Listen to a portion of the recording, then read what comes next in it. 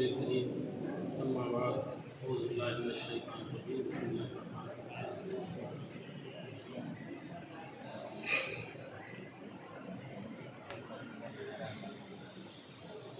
مشرق اساتذہ کرام،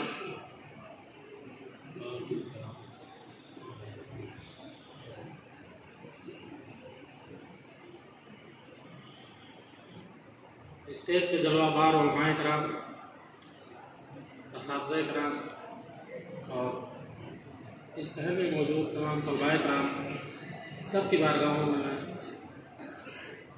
نذران عقیدت اور خراج سلام پیش کرتا ہوں. السلام علیکم. وعلیکم السلام.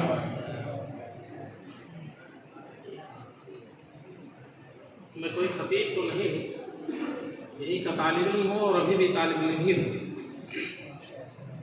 ہمارے کام فرما ساتھی ڈاکٹر محمد سرور قادری صاحب نے بہت ہی اچھے انداز میں آپ لوگوں کو نصیحت فرمائی ہے.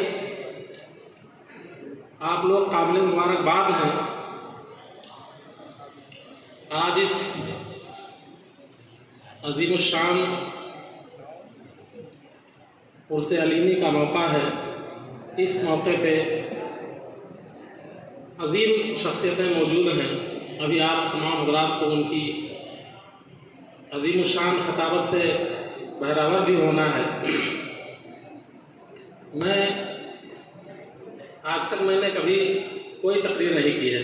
میں خطیب ہی نہیں ہوں. یہاں بھی تھا تو صرف درسگاہ میں پڑھنے سے مطلب تھا.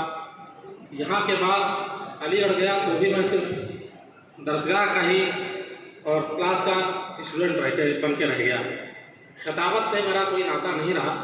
لیکن پھر بھی حضرت کا حکم ہے تو بہرحال بہت ساری یادیں یہاں سے وابستہ ہیں. ہم لوگ جب اپنے زمانے میں یہاں ہوا کرتے تھے، یہاں آنے کے بعد بہت ساری یادیں تازہ ہو گئی. دیکھ کے طبیعت خوش ہو جاتی ہے. اللہ تعالیٰ کا لاکھ لاکھ احسان ہے، فضل ہے کہ یہ ناز ہے اس بات پر کہ میں ہی یہاں کا وہ پہلا بندہ ہوں کہ مدرسے سے نکل کے یونیورسٹی میں قدم میں نے رکھا تھا. میرے جانے کے بعد یہاں کا یہ ایسا ماحول بنا کہ تقریباً 12 افراد یہاں سے جمدہ شاہی اس مدرسے سے علی گڑھ یونیورسٹی میں میڈیکل کی تعلیم حاصل کرنے کے لیے گئے. اس کے بعد ہمارے ہی جانے کے بعد حضور شیخ القرآن صاحب کے عنایت سے ہمارے کرم فرما ڈاکٹر انوار احمد بغاوی صاحب، مولانا احمد اللہ صاحب، مولانا معراج صاحب، ان لوگوں نے بغداد شریف کا سفر کیا. اس کے بعد ایسا ماحول بن گیا ہے کہ یہاں سے بہت سارے لوگ بہت ساری یونیورسٹیز میں اور بہت سارے ممالک میں تعلیم بھی حاصل کر رہے ہیں اور خدمات بھی انجام دے رہے ہیں. واقعی ایک قابل مبارکباد ہیں یہاں کے اساتذہ کرام جنہوں نے اپنا خون جگر پلایا ہے ہم لوگوں کو. اور یہاں کے طلبہ خاص طور پر قابل مبارکباد ہیں، خوش نصیب ہیں جو ان اساتذہ کرام سے علم دین حاصل کر رہے ہیں.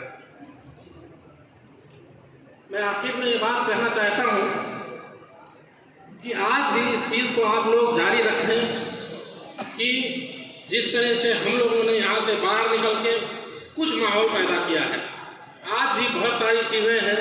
صرف یہ نہ سوچیں کہ علم دین ہی صرف حاصل کرنا ہے. علم دین کے ساتھ ساتھ عصری علوم حاصل کرنا بہت ضروری ہے. اس زمانے کے لحاظ سے تو بہت ہی زیادہ امپورٹنٹ ہے. ابھی ہم لوگ پیپرز میں دیکھتے رہتے ہیں، بہت ساری جگہوں پہ اردو کے ویکنسیز نکلتی ہیں. اردو کے بہت سارے کورسز میں داخلے کے لیے اشتہارات نکلتے ہیں، لیکن وہ جگہیں خالی رہ جاتی ہیں. اگر یہاں سے نہیں نکلیں گے لوگ، مدارس سے لوگ نہیں جائیں گے تو کون اس کو پڑھنے آئے گا؟ حضرت خواجہ معین الدین چشتی یونیورسٹی لکھنؤ کی ہے، وہاں سے اتنے ڈپارٹمنٹ ہیں، بہت ساری ویکنسیز سب خالی رہتی ہیں. بہت سارے کورسز میں داخلہ لینے والا کوئی نہیں ہے. گورنمنٹ آخرکار اس کو بند کر ہی دے گی. تو میری اپیل ہے کہ ان اداروں سے تحریک اٹھنی چاہیے اور اپنے طلباء کو تیار کرنا چاہیے کہ ہر کورس میں، یہی نہیں، یہاں سے عالمیت کرنے کے بعد، فضیلت کرنے کے بعد MA کریں BA کریں, اس طرح سے تعلیم حاصل کریں اور بہت سارے کورسز ہیں کرنا چاہیے. صحافت میں جانی چاہیے. کوئی بھی صحافیت میں نہیں ہے, صحافت کی دنیا میں کوئی قدم ہی نہیں رکھ رہا ہے.